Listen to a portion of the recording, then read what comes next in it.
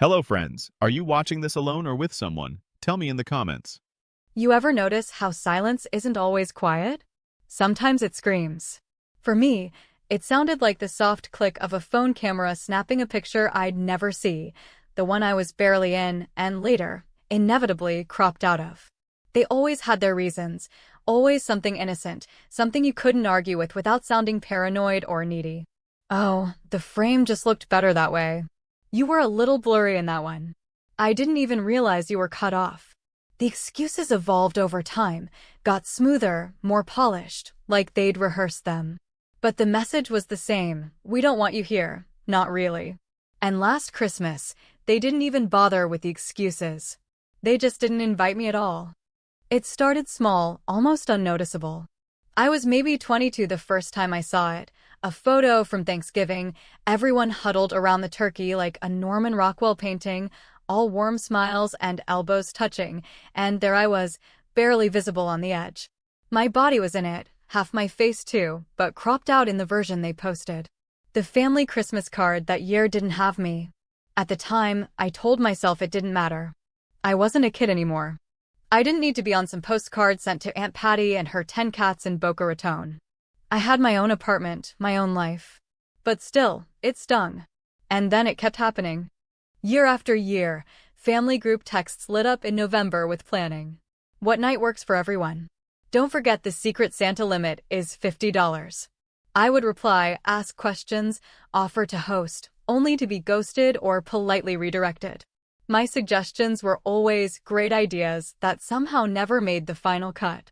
Then came the pictures. Every year, someone would post a glossy, well-lit photo on Facebook, the whole family together, standing by the fireplace at my mom's house, holding mugs of hot cocoa or awkwardly clutching wrapped gifts. I started scrolling with dread, scanning for my own face, hoping maybe this time I'd find myself tucked into a corner, even if my eyes were closed or my hair was a mess. But I was never in them. They didn't even try anymore. My brother, Jake, always had some new excuse for why I wasn't told about the party. We thought you were out of town. You said last year you didn't want to come. It was last minute. Lies, every one of them, and lazy ones at that. I never said I didn't want to come. I never missed a holiday until they stopped including me. And you know what's worse than being excluded? Being erased. Quietly, surgically removed from the memory of it all, like you never existed there in the first place. Like your laugh didn't echo through those same rooms for 20-something years. Like your presence was always optional, and now just inconvenient. This past year, I didn't even bother asking what the plan was. I'd learned my lesson. I made peace with the fact that I'd spend Christmas Eve alone, maybe binge-watch bad movies and pretend it didn't bother me. But then, on Christmas morning, I made the mistake of opening Facebook. My cousin Heather had posted a photo of the family at Grandma's house, lined up in the same damn spot we'd stood in every year since I was 5. The fireplace. The stockings. The cheap but familiar garland from Dollar Tree. And there they were, my mom, Jake and his wife, Heather, my aunts, uncles, even that weird neighbor guy who always brings wine no one drinks. Everyone was there. Everyone but me. And that's when I saw it. The photo looked nearly identical to last year's. Same angle, same lighting, even some of the same outfits. But something felt off. I pulled up the one from last year and put it side by side. And then it hit me like a gut punch. I had been in the original version. Last year, I'd stood on the far left, next to the plant Grandma always forgets to water. But in this year's photo, they'd filled that spot with a side table and a poinsettia. It was like they hadn't just forgotten me. They designed the picture without me. Deliberately. I sat there, just staring at that screen, heart pounding in this weird mix of sadness and rage. I wasn't sad they forgot to include me. I was angry because it felt like they wanted me gone. Not just physically, but from the narrative. From the history. From the damn story of our family. And that's when I realized this wasn't an oversight. This was a pattern. A system. A quiet erasure, year after year, photo by photo, moment by moment, until all that remained was a vague mention in passing. Remember when Melissa used to come around? Oh yeah, she was sensitive. Always dramatic. Sensitive. That word. God, I hated it. It was their way of making me the problem. Their way of saying you overreacted. You made things uncomfortable.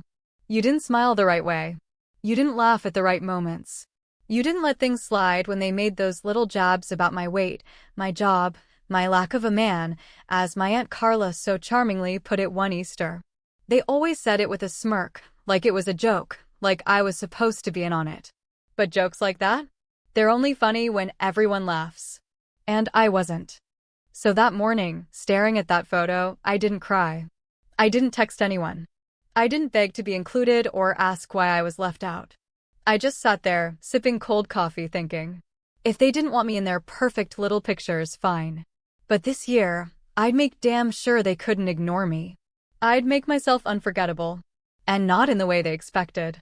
Let me ask you something. Have you ever felt so invisible to your own family that you started to wonder if you really were the problem? Like maybe the way they treated you wasn't mean, it was just a reflection of who you were? Have you ever been erased not with cruelty, but with politeness, and somehow that hurt worse? Because that's the thing. My family didn't scream at me or disown me or block my number. They just slowly, casually made me disappear. But this year, I'd reappear. Big, bold, and inescapable. Right outside Grandma's front window. Because if they wouldn't include me in the family photo, I'd become the one thing they couldn't crop out. The background. The scenery. The goddamn billboard. And that's exactly where this story begins. There's something oddly heavy about humiliation that comes from your own blood, not the loud, explosive kind that turns into screaming matches at dinner tables or dramatic exits from living rooms filled with tension, but the quieter version. The kind that builds over years of half-glances, politely ignored comments, and carefully orchestrated absences where your presence would have disrupted the illusion of a perfectly happy family.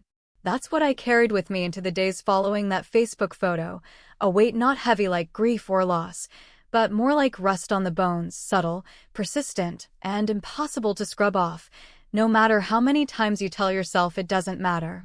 That Christmas morning, after seeing that godforsaken photo with my ghost replaced by a potted plant, I didn't yell, didn't drink myself into a numb state like I had the year before, didn't send angry messages or call anyone to demand an explanation. Instead, I did what I've always done. I let it fester in silence. I closed the laptop, poured another mug of coffee that I didn't really want, and sat on my couch staring at my undecorated walls, wondering how the hell it had come to this. How I, the same daughter who once helped string lights on Grandma's porch when nobody else wanted to stand in the cold, the same cousin who always bought the extra pie just in case someone brought a date, had become so disposable that my absence didn't even require a lie anymore. I thought about texting my mom. Just a simple, Merry Christmas, maybe with a question mark at the end like a trap I wasn't brave enough to admit I was setting. I hovered over the keyboard, typed a few variations, then deleted them all. What was the point? She wouldn't answer, or worse, she'd reply with some empty holiday greeting that pretended nothing had happened, and I didn't think I could stomach the artificial cheer. So instead, I scrolled. I opened old photos, digging back through 5, 10, even 15 years of digital clutter, scanning for proof that I'd ever been included in the first place. And I found them, pictures from birthday parties, Sunday brunches, 4th of July barbecues, and I started to notice something I hadn't let myself see before. In every image, I was just slightly out of place. Either in the back or off to the side, or blurred in motion like I hadn't stayed still long enough to matter. In the last few years, I was often completely missing, even in events I remembered attending. I remembered what I wore. I remembered holding someone's baby. I remembered refilling the punch bowl while everyone else took turns posing. But in the evidence they'd chosen to preserve, the photos they shared, printed and framed, I was a phantom. And that's when something in me snapped. Not in the theatrical way where you start throwing things or sobbing on the floor, but with a kind of stillness that felt more dangerous, more certain. It was like a circuit flipped, and I realized with sudden, blinding clarity that I didn't want to be back in their pictures anymore. I didn't want to fight my way into their narrative just to be tolerated. I wanted something else. I wanted to be undeniable. I wanted them to look out their window and see me larger than life. I wanted them to flinch, not because I'd screamed at them, but because I'd done something so audacious, so impossible to ignore, that they'd have no choice but to remember who they erased. Now, a normal person might have gone the route of a heartfelt letter, or maybe a dramatic voicemail, or even just a full-blown therapy session to unpack the abandonment, but I've never been good at tidy, appropriate solutions. I was angry, but more than that, I was done being subtle. And that's when I remembered something that had been buried in the back of my mind, a conversation from months earlier with my cousin Rachel's ex-husband, Troy, who worked for a regional billboard company. At the time, we'd laughed about the absurdity of putting your face on a 10-foot poster, like only egomaniacs or lawyers did that, but he'd told me the company was family-run and that they sometimes gave discounts for local projects.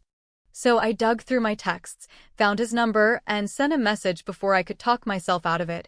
Hey Troy, random question. What would it cost to rent a billboard for a week across from someone's house?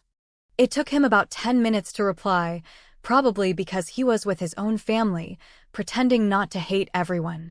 His message was short, depends on location. Got one in mind? I typed back, the one on Millerton Road, right across from the corner house with the big pine tree in front. My grandma's. There was a pause. Then, I can check. You want it before New Year's? Christmas week, I replied. Soon as possible. You planning something petty or criminal? Petty, I wrote. But harmless. He sent back a laughing emoji, which I ignored, and then a price that wasn't cheap but wasn't impossible either. A few $100s for 1 week. More than I'd usually spend on a revenge fantasy, but at that moment, it felt like a bargain.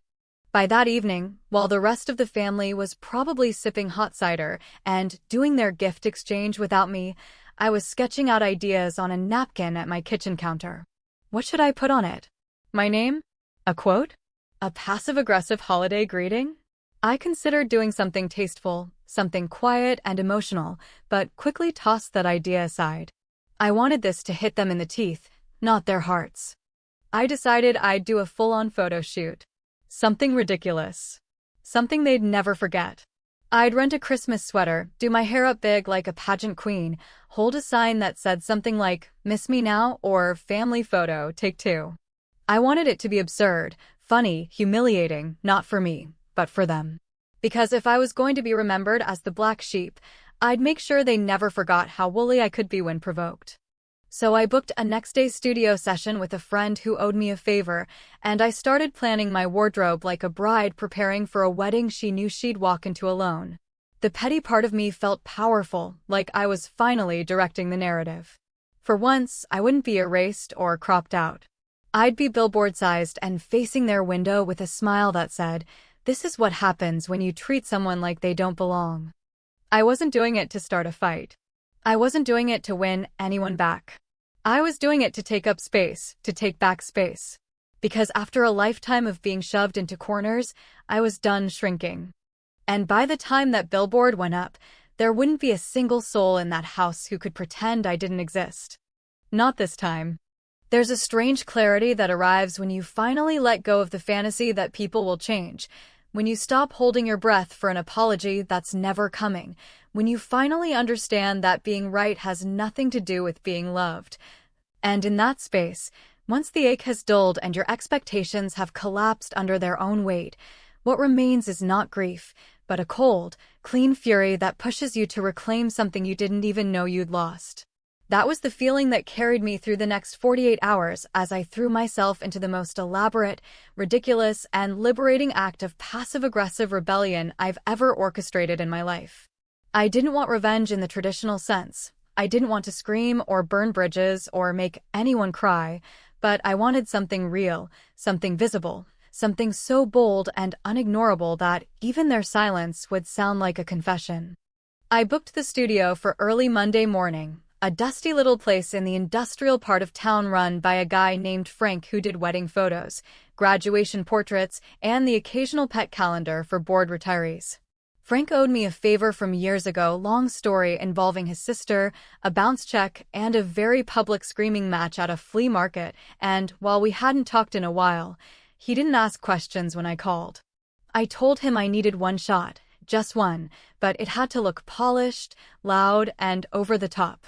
He grunted something that sounded like agreement, and I packed a duffel bag with 3 outfits, a curling iron, 2 pairs of earrings, and a giant red Christmas bow I found buried in my junk drawer.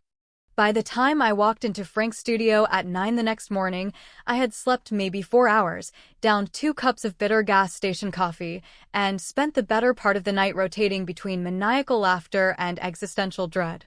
The adrenaline was wearing off, but the idea still held. This was how I would make myself unerasable. I would become the centerpiece, the unavoidable spectacle, the punchline they couldn't quite explain without admitting the joke was on them. Frank didn't blink when I pulled out the sequined green sweater with Ho Ho Holy *T written across the chest in gold thread. He didn't flinch when I teased my hair into something that looked like a cross between Dolly Parton and a Christmas tree. He just set up his light stands, told me to stand against the white backdrop, and asked, deadpan, "You want serious or crazy eyes?" I said, "Both. Make it look like I'm 1 martini away from emotional collapse, but festive." We took 30 shots in under 20 minutes. Some with a sign, some without. I ended up choosing one where I held the oversized red bow like a gift and smiled just a little too wide, that kind of expression you wear when you're pretending everything is fine, but secretly fantasizing about setting fire to your ex's wardrobe. Across the top of the image, I had Frank add the text, "Merry Christmas from the Family Disappointment." And underneath, in script font so syrupy it practically dripped, "Wish you were here." Once I had the file, I sent it directly to Troy, the Billboard guy, and asked him how soon we could get it printed and installed. To his credit, he didn't laugh. He didn't even ask questions. He just said, "I can make it happen by Thursday if you approve it today." I wired him the money within the hour and signed the release paperwork without reading half of it. I didn't care about fine print. I cared about placement, and he assured me that the location I'd chosen, Millerton Road, across from the corner house with the pine tree, was available. That was all I needed. Now, for context, Grandma's house sits on a small hill just past the town's old railway line. It's the kind of neighborhood that hasn't changed in 30 years. Chain-link fences, cracked sidewalks, porch flags fading in the sun, and yards with gnomes and lawn chairs that haven't been moved since the Bush administration. But there's one thing that had changed in the past few years: the development company that bought the strip of land along Millerton and installed 2 brand-new digital billboard panels, visible from every window on the east-facing side of Grandma's house. When I was a kid, that lot had nothing but weeds and broken beer bottles. Now it was a space for rotating ads, injury attorneys, 4th of July mattress sales, and political smear campaigns. But for 1 full week, beginning December 28th, that space would be mine. When the billboard went up, I wasn't there to see it in person. I truly did. I wanted to stand on the corner with a latte and sunglasses and watch their faces as they pulled into the driveway, but I knew that wasn't the point. The power wasn't in being present. It was in not being there. It was in letting them face the image on their own terms, without the opportunity to deflect, explain, or diminish it. The power was in the permanence. And sure enough, by noon that day, the texts started rolling in, not to me, of course, but to each other, in group chats I hadn't been part of in years. I only knew this because my cousin Jenna, who still played both sides of the fence, sent me screenshots. The group chat titled "Fam Bam Christmas" lit up with chaos. "Aunt Carla, I asked, this real? Jake, she seriously put herself on a billboard?" My mother, dry as ever, she's clearly crying out for attention. And Jenna, sweet Jenna, who rarely took sides, but always watched from the margins, replied, "Well, maybe someone should have invited her." I stared at that message for a long time. It was simple, honest, quietly devastating. Then, around 4 in the afternoon, my phone rang. It was Grandma. Now, you have to understand, my grandmother is not the warm, fuzzy kind who bakes cookies and knits blankets. She's sharp, old school, raised 5 kids while working double shifts at the textile mill, and carries a kind of steely silence that can either comfort or terrify you, depending on which way the wind's blowing. She rarely calls me. In fact, I couldn't remember the last time she had. But there her name was on my screen, pulsing quietly. I answered, expecting anger, confusion, maybe a demand to take it down. Instead, there was only her voice, trembling just slightly. "Honey," she said. "I had no idea. I didn't know they'd left you out. I thought you were busy." For a moment, I didn't know what to say. My throat caught, not because I felt vindicated, but because it finally landed. She hadn't been part of it. Or maybe she had, in the way silence always is, but she hadn't known the extent, hadn't seen the pattern. Maybe she'd looked at the photos like everyone else and just assumed I'd been late, or behind the camera, or somewhere else entirely. Maybe she thought it was my choice. And in that moment, I wasn't angry anymore. I was just tired. But I didn't let it show. "I wasn't busy," I said. "I was never invited." She was quiet for a long time. Then, "Well, you're invited now. Any day you want. You hear me?" And even though I knew it didn't fix anything, even though I knew she couldn't undo the years of quiet omission, I nodded. Not for her, but for me. Because even a small gesture, an open window, can mean the world when you've spent years staring at closed doors. The billboard stayed up for 7 days. I never told my mother I did it. I didn't have to. She saw it every morning when she went to visit Grandma, parked right in front of the giant pine tree, trying not to look up as my 10-foot grin stared her down. They'd cropped me out for years. But this time, I was the backdrop. There is a peculiar kind of silence that falls when people are caught in a truth they've spent years ignoring, and it isn't the kind that comes from shock or disbelief, nor is it the dramatic, stormy hush that follows a confrontation with slamming doors or shouted accusations. No, this silence is quieter, subtler, and somehow heavier, the kind that hovers in the background of text messages left on read, of voicemails unreturned, of glances exchanged behind backs as people fumble for ways to rewrite the past into something more flattering, more digestible, more forgivable. I knew this silence well, had lived in its shadow for longer than I cared to admit, but what made it different now, what made it almost delicious, was that, for the first time, they were the ones choking on it. The morning after the billboard went up, the town's Facebook mom group caught fire, not because anyone knew the full story, of course they didn't, but because it was a slow news week and nothing stirs the pot quite like public family drama dressed up in sequins and sarcasm. Someone posted a picture from across the street, captioned, "Anyone know what this is about? Seems personal." Within an hour, the comment section was crawling with speculation. A few people thought it was an advertisement for a one-woman show. Others guessed it was part of some edgy church outreach. But most of them, especially the locals who had known my family since the Reagan era, put it together almost immediately, and with a mixture of horror, fascination, and restrained glee, they realized it was exactly what it looked like, me, the black sheep. The daughter they always whispered about but rarely mentioned, plastered larger than life across from my grandmother's living room like a seasonal warning shot. I didn't respond to any of the comments. I didn't need to.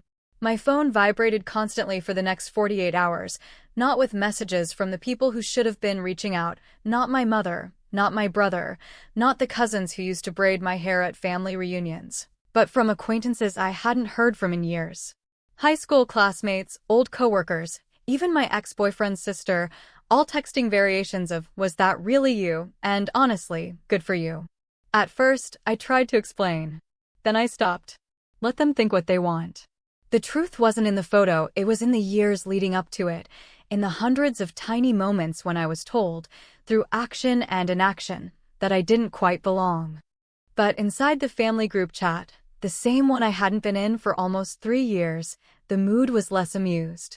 Thanks to Jenna, whose screen recordings became my own private docuseries, I watched as the facade cracked in real time. My brother Jake, always the peacekeeper until it no longer suited him, fired the opening salvo with a weak, "Does anyone know why Melissa would do this?" followed immediately by my Aunt Carla, ever the voice of melodramatic outrage, who wrote, "This is disgusting. How could she do this to her own grandmother?" Which, of course, was ironic, considering the billboard wasn't about Grandma at all. It was aimed at them, at their years of curated neglect, their weaponized indifference. and their ability to rewrite family history with one strategically framed photograph at a time. My mother didn't say anything in the chat for nearly a full day, which I knew meant one of two things. Either she was trying to figure out how to spin the situation into something that made her look noble and long-suffering, or she was too furious to speak without saying something irreparable. Either way, when her message finally did come through, it was as cold and precise as I expected. We are all dealing with a lot right now.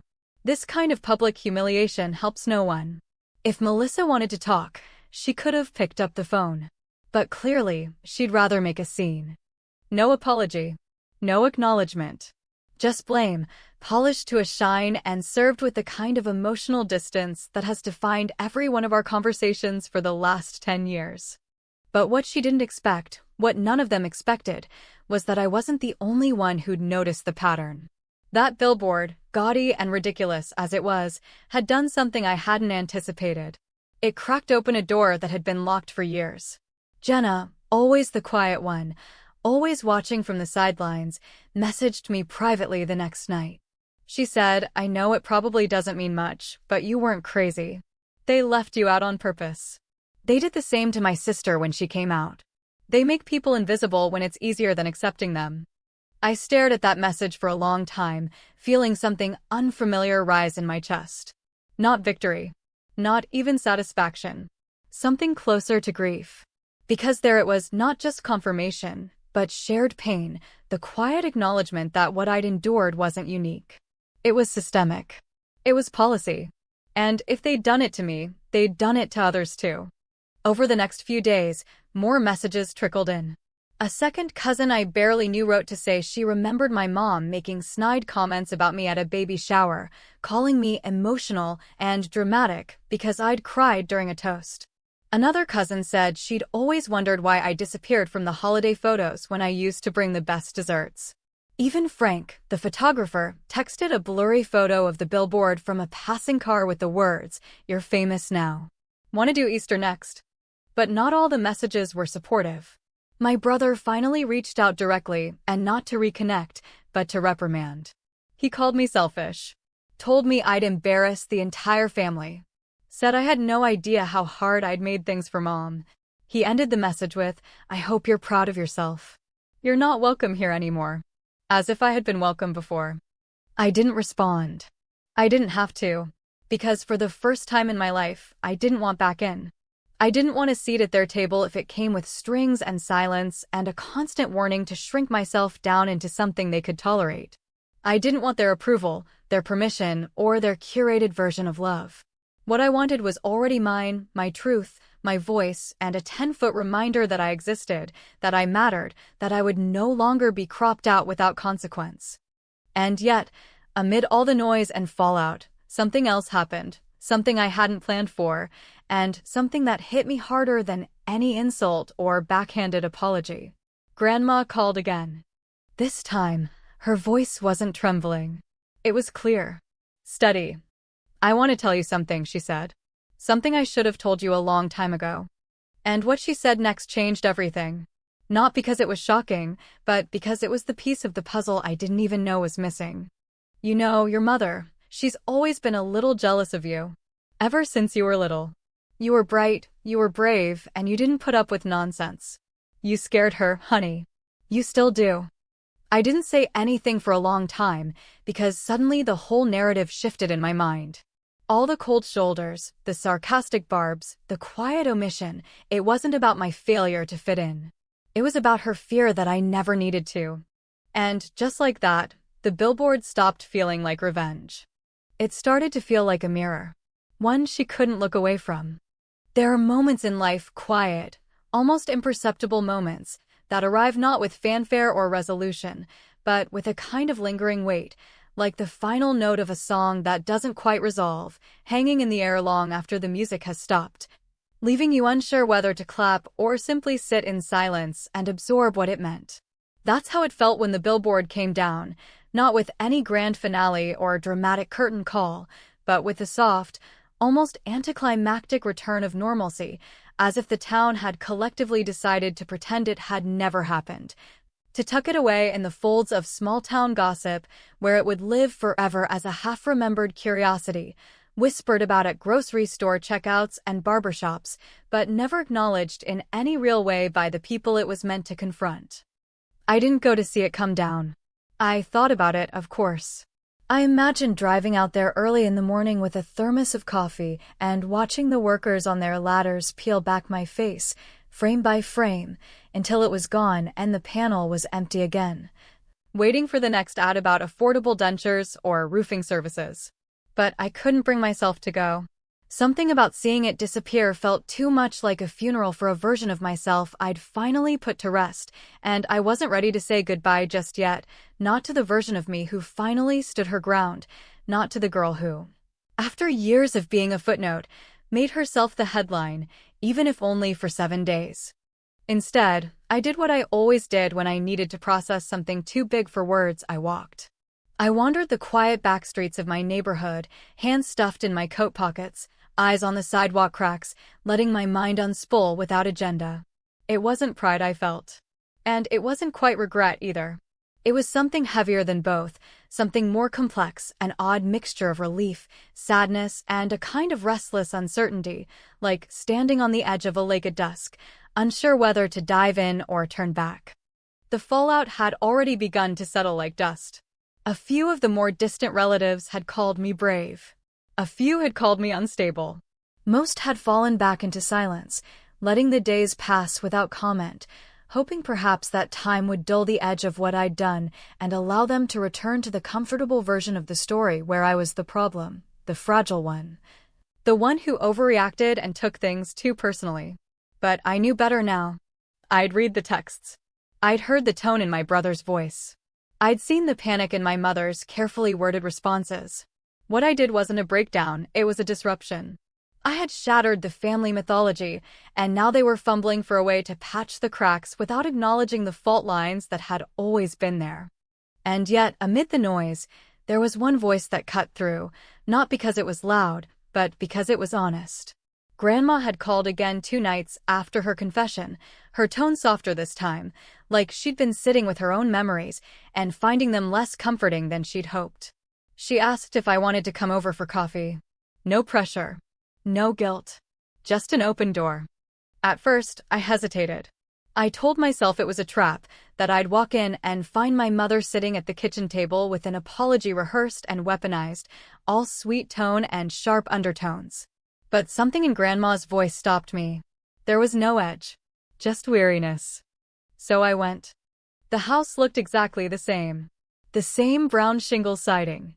The same wind chimes made from seashells she picked up in Myrtle Beach 20 years ago. The same porch swing that creaked like a tired joint every time the wind shifted. Nothing had changed on the outside. But as soon as I stepped in, I noticed the difference. She'd cleared a spot at the dining table. Not just cleared it, she'd made it mine. A coffee cup already waiting. A small plate of lemon bars, slightly overbaked like always, just how I liked them. And on the table, carefully spread out like something sacred, was a photo album I didn't recognize. Leather-bound, thick with years, its pages curling at the edges. "I've been meaning to show you this," she said quietly, almost apologetically, like she was offering me something fragile. "These are the ones they didn't want to keep. The ones I didn't throw away." I sat down slowly, unsure what I was about to see. And then I opened the album. And there I was. Not cropped. Not blurred. Not half in or half out of frame. Whole. My 8th birthday, frosting on my nose. Me in a Halloween costume with a crooked crown. My high school graduation, standing awkwardly next to my mother, who was smiling in the picture but had barely said 2 words to me that day. Dozens of moments I had forgotten. Moments I hadn't known were captured. Each one a small act of preservation. Proof that I had been there, that I had mattered, at least to someone. I don't know what I expected to feel. Gratitude? Sadness? Vindication? But what I felt, more than anything, was grief. Not just for the years I had spent chasing something hollow, but for the years they had spent pretending I was never really part of the picture to begin with. Grandma didn't say much after that. She just let me sit there, flipping page after page, until the sun shifted through the blinds and the lemon bars went soft on the plate. Eventually, she touched my hand and said, "You don't have to fight so hard to be seen anymore. I see you." It was the simplest thing, but it broke me open. And for the first time, I realized that maybe I hadn't put my face on that billboard just to prove a point to them. Maybe I'd done it for me. Maybe I needed to see myself in a way I never had before, bold, unapologetic, unmissable. But even with all that, the question still lingered, hovering like smoke. Was I the villain now? Had I gone too far? Had I let my hurt mutate into something cruel, something theatrical, something my mother could point to and say, "See? This is why we didn't include her." Because even if my pain was justified, even if their silence had been a knife pressed against my back for decades, I couldn't escape the fact that I'd retaliated in a way that left a scar. Not just on them, but on me. Being cropped out hurts. But being remembered only for your retaliation, for your most dramatic moment, for the billboard version of yourself, that carries a different weight altogether. I don't know if what I did was right. I don't know if it made things better. But I do know this. They'll never be able to say I wasn't there. They'll never be able to pretend I didn't count. Because when they sit around the fireplace next Christmas, smiling for another perfect photo, someone's going to glance out the window and remember the time the daughter they tried to forget stared back at them from 10 feet tall, unblinking and grinning and impossible to crop. And maybe, just maybe, that's enough.